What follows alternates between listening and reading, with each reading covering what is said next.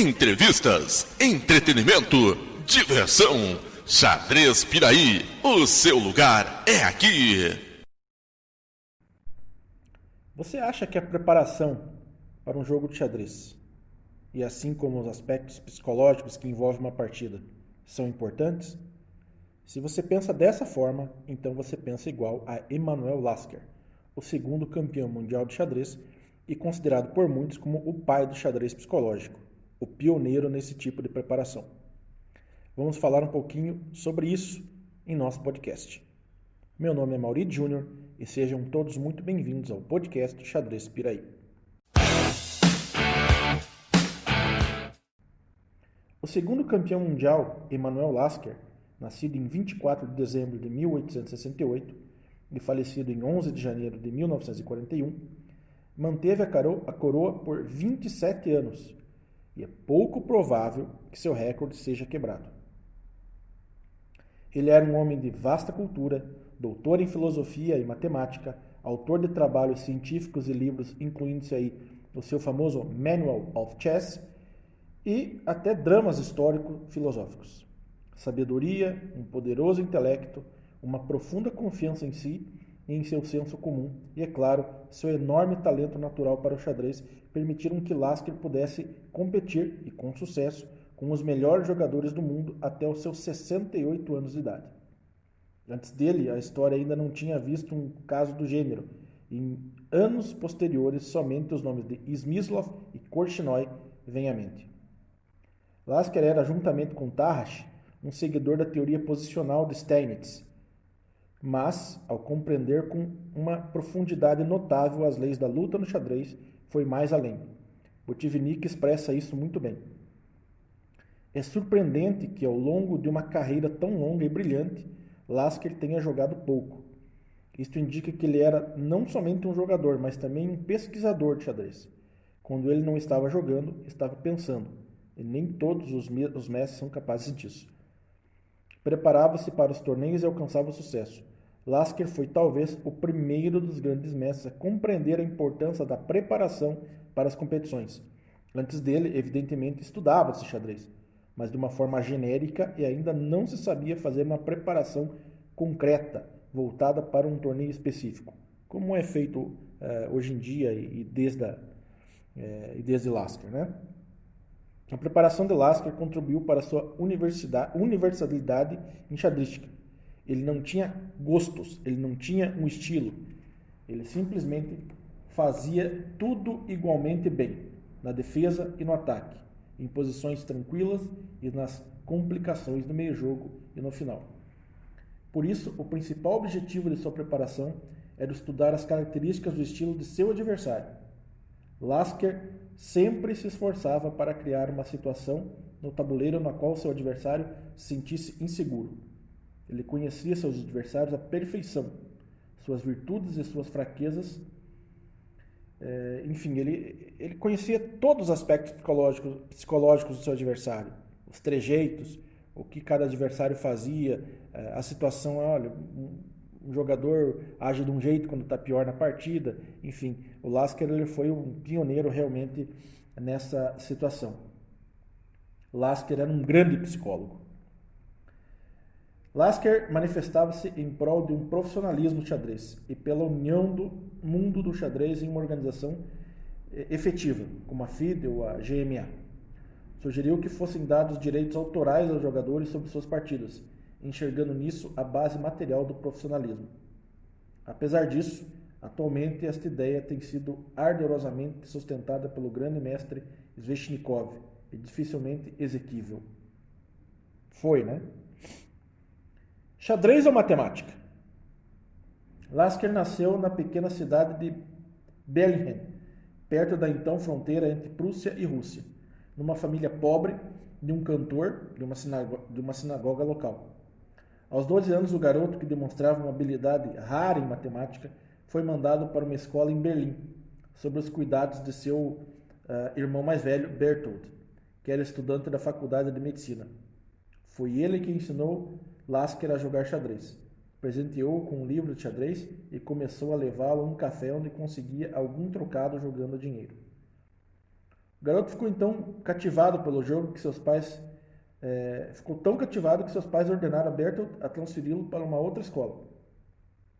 Contudo, seu diretor e professor de matemática era o presidente e campeão do clube de xadrez local. Assim, infelizmente, o xadrez andou de mãos dadas com a matemática até terminar a escola em 1888. Lasker ingressou na Faculdade de Matemática da Universidade de Berlim e seu irmão mais velho ajudava a ganhar o seu sustento jogando dinheiro. Talvez tenha sido nascido o hábito duradouro de jogar toda a partida com total intensidade, como se fosse a mais importante da sua vida. Vai saber, né? Ele terminou seu primeiro torneio no Kaiserhof Café com um score de 100% e logo também venceu um torneio secundário no 6º Congresso da União Alemã de Xadrez, Breslau, em 1889. É curioso que o vencedor do torneio internacional principal tenha sido seu futuro adversário, um colega e amigo de seu irmão Bertolt, Dr. Tarrasch, aclamado pela imprensa como o sucessor de Anderson. Após ganhar o primeiro lugar e o título de mestre, o jovem Emanuel, com seus 20 anos de idade, também recebeu seu primeiro convite para um torneio internacional, o de Amsterdã, em 1889, em que o Byrne foi o primeiro com 7 em 8, o Lasker foi o segundo com 6 em 8. Aqui ele teve a felicidade de conduzir uma combinação brilhante, que se tornou um exemplo clássico de sacrifício destrutivo do par de bispos. Eu vou deixar o link dessa partida na descrição do áudio. É uma partida lindíssima. E eu lembro que muitas vezes quando eu jogava com um dos meus mentores, o Sr. Pedro, e em algum momento eu fazia algum sacrifício de bispo ou tinha uma posição muito, muito forte, os meus bispos estavam muito fortes no tabuleiro, o Sr. Pedro sempre falava, lá vem o Maurides com os bispos de Lasker. Então foi a partir dessa partida, digamos assim, esses belos sacrifícios que o Lasker efetuou nessa partida, que fez com que surgisse esse termo, digamos assim, que muita gente fala, né? Que quando os bispos são muito fortes, lá vem eles com os bispos de Lasker. Mas independente do xadrez, o Lasker nunca parou com suas outras atividades, né? Apesar de seus resultados em torneio, o xadrez não era o único interesse de Lasker. Seus pais reconheceram seu talento intelectual, especialmente para matemática, e enviaram para estudar em Berlim, como já dito anteriormente.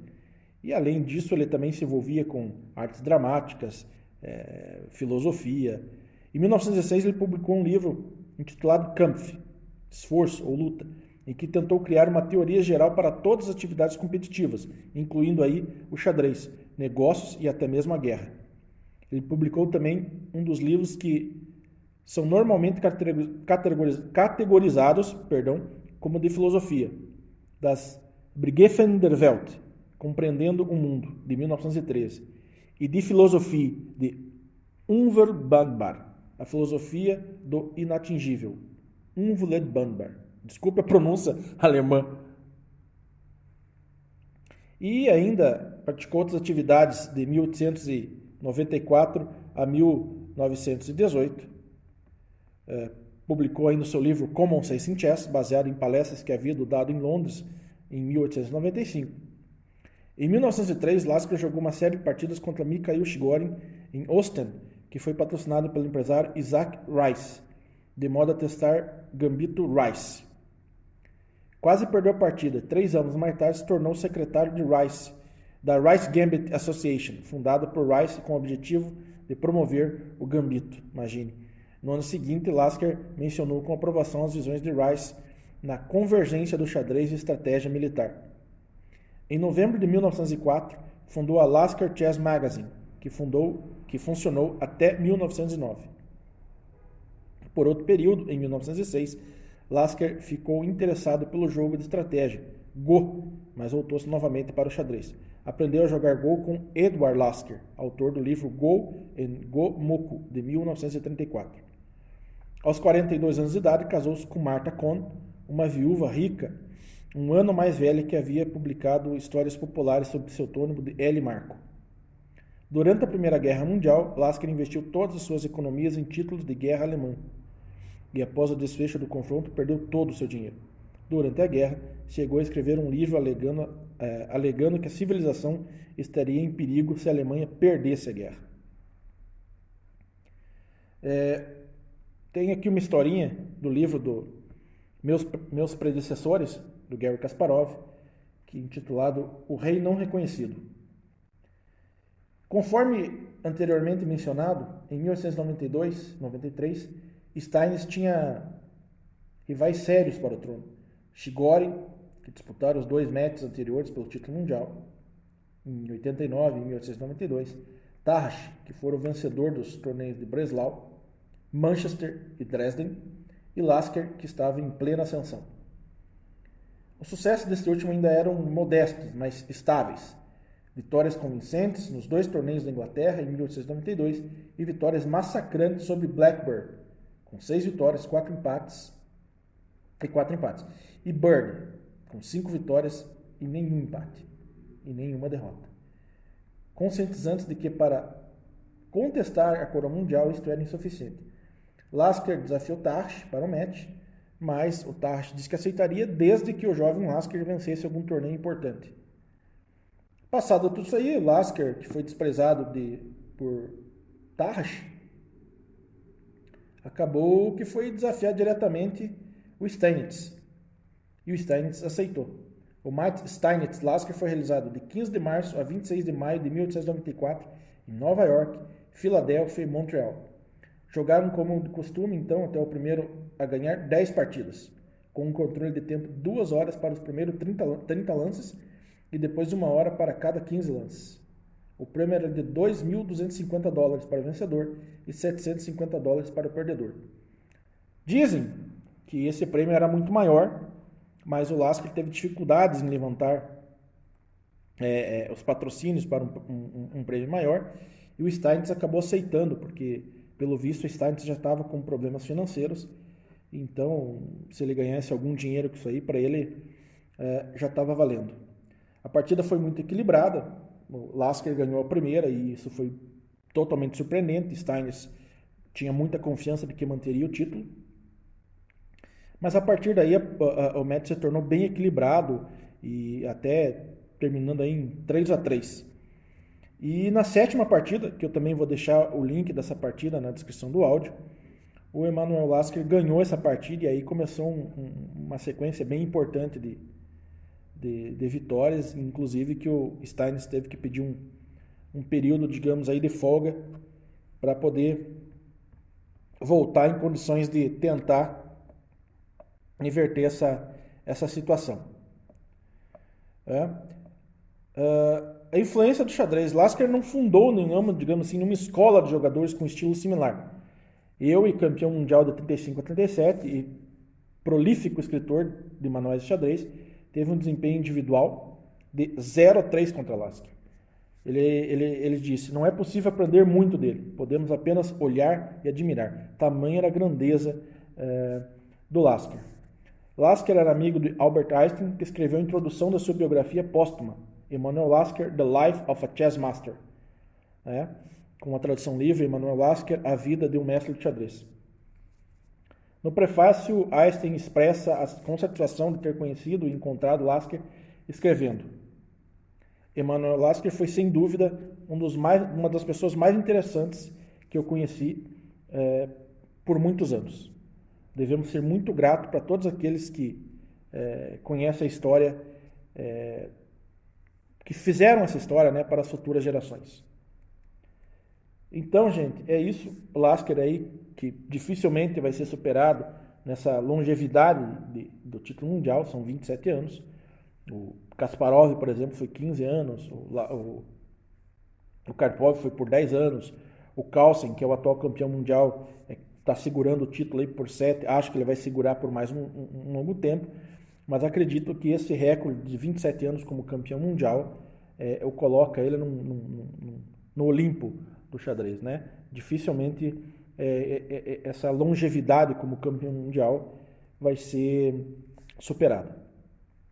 Bom, gente, então é isso. Vocês conheceram um pouquinho da história do Emanuel Lasker. Eu também vou deixar na descrição do áudio o link com os resultados desse match, quando o Lasker tornou-se campeão mundial. Agradeço muito pela audiência. Peço gentilmente que nos sigam em nossas redes sociais e cuide-se, quarentene-se. Muito obrigado. Fui. Xadrez Piraí, mais do que uma equipe, uma família.